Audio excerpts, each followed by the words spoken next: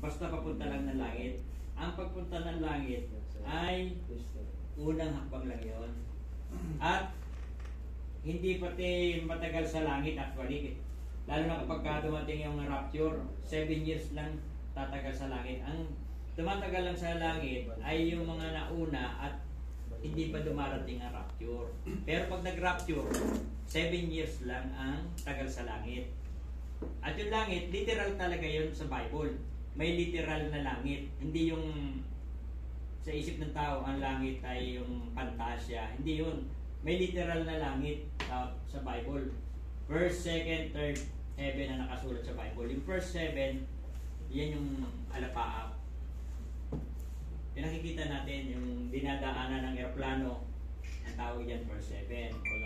Yung second heaven, yun yung galaxy, Milky Way, super galaxy, yun yung kalawakan. Yung third heaven, yun yung kinaroroonan ng Diyos. At bago ka makarating sa kinaroroonan ng Diyos, may tubig pa. Hindi ulan yun. Kaya pag binasa nyo yung Genesis chapter 1, nilikha ng Diyos ang mundo, sabi niya, magkaroon, umahati ang tubig sa ibabaw ng kalawakan at sa ilalim. Kaya pag binasa nyo yung Genesis, makikita nyo, may tubig palang pagitan. Kaya kahit na super yung telescope na gagamitin nila, hindi nila maaabot ng telescope yun kasi may tubig na nakaharang.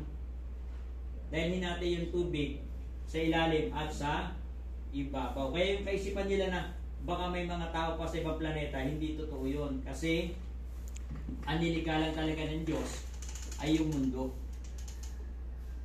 Yung iba, nilikha rin nila, nilikha rin ng Diyos, pero hindi niya niligyan ng tao. Kasi itong niligyan niya ng tao, yung mundo. Sa creation, lahat yan ay sabay na nilikha ng Panginoon. Nung sinabi ng Panginoon na magkaroon ng tanlaw sa kalawakan,